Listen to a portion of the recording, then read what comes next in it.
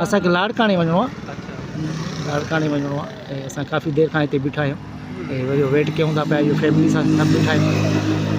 त हूअं तव्हां छा था त जेकॾहिं का VIP मूवमेंट आहे त उन सां हेॾी आवाम खे तकलीफ़ अचे थी, न अचणु खपे, उहा सहूलियत असां ई हिननि खे वोट ॾेई था अॻिते मोकिलियूं। बिल्कुलु बिल्कुलु तव्हां सही था चओ ऐं असां बि जी सोच इहा ई आहे त असां ई हिननि खे चूंडियूं था, हिननि खे अॻिते असां ई आणियूं था, असां ई तकलीफ़ खाऊं था, सम्झो न, असां ई तकलीफ़ था खाऊं, असांखे अहिड़ी कुझु ख़ासि सहूलियतूं कोन थियूं मिलनि। हाणे असां इहो ई वोट जो बि इंतज़ारु असां हुते कयूं, हुते केक बि असां कटियूं, इंतज़ारु बि असां कयूं, वोट बि असां ॾियूं, वरी वधीक असां जेके मुसीबतां बि असां ई झेलियूं था पिया।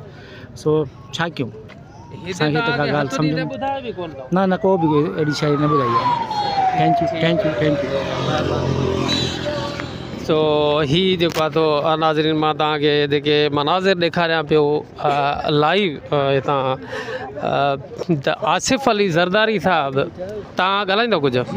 हा, छा ॻाल्हाईंदो?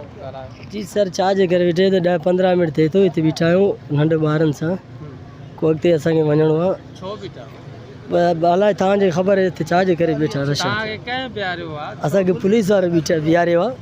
बीहारियो तॾहिं त पुछो नी त छो बीहारियो? त असां त वियासीं, चए थो अचे थो वॾो हुन ज़रदारी, आसिफ़ ज़रदारी अचे थो, उन जे करे पंज आवाम खे तंग करे थो, 5-10 मिंट बीहो, असां छा बीठा हुआ था।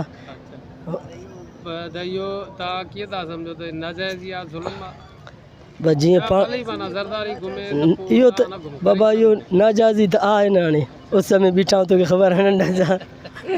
सो इंतिहाई माना जेको आहे तो ॾुख जी ॻाल्हि। मां तव्हांखे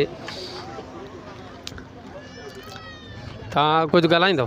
जी हा, अर्ज़ु इहो आहे त तक़रीबन असांखे मां सम्झां थो को 20-25 मिंट थी विया आहिनि और पुलिस वारनि रोकियो आहे, न सिर्फ़ु असांजी गाॾी खे बल्कि तक़रीबन तव्हां ॾिसंदो 100 जी तादाद में गाॾी बीठल आहिनि। जी हा, और पुलिस वारनि खां पुछा कयोसीं तव्हां छो रोकियो आहे, उन्हनि ॿुधायो त रूट लॻल आहे, ज़रदारी साहिबु हितां गुज़रणो आहे, लिहाज़ा तव्हांखे इहा तकलीफ़ करणी पवंदी। हाणे मसइलो इहो आहे त चलो ठीकु आहे, अगरि 10-15 मिंट अधु कलाकु अगरि लॻे बि थो, हिकु त इहो आहे त कंहिंखे छॾनि नथा, हिकु अधु ऑलरेडी हितां गुज़री चुका आहिनि जेके हिननि खे रिक्वेस्ट कनि पिया त असां सां मरीज़ साण आहिनि, असांखे लाड़काणे वञिणो आहे एमरजेंसी में। मुंहिंजे ख़्याल में तव्हां ॾिसंदो शायदि उहो बि तव्हांखे बीठे नज़र ईंदा। ॿियो अर्ज़ु इहो आहे जे अगरि तव्हांखे रूट हणिणो बि आहे तव्हां एटलीस्ट अहिड़ी जॻह ते हणो जिते थोरो छांव थो हुजे। हाणे तव्हां थ्रू आउट सॼो ॾिसी अचो, किथे बि तव्हांखे थोरी बि छांव नज़र न ईंदी।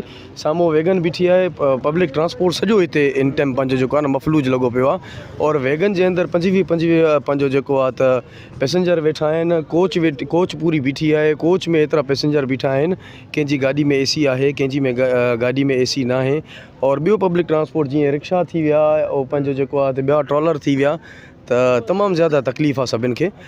ठीकु आहे, पर तव्हां इहो बि त थोरो सम्झायो त ही माण्हू जेके आहिनि आसिफ़ ज़रदारी हुजे, बिलावल भुट्टो हुजे या XYZ, इन्हनि खे असां ई वोट ॾेई करे इन उहिदे ते पुॼायूं था न।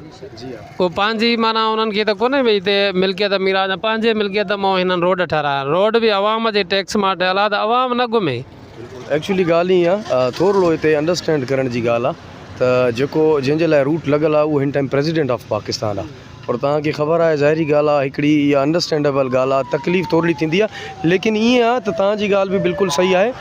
एटलीस्ट अहिड़ी जॻह ते तव्हां रूट हणो जिते आवाम खे थोरी सहूलियत हुजे, कोई थोरो छांवेरो हुजे, आवाम झटि सवा वेही रहे, उनखां पोइ पंहिंजो जेको आहे तव्हां भले पंहिंजो जेको आहे इन खे कंटिन्यू कयो।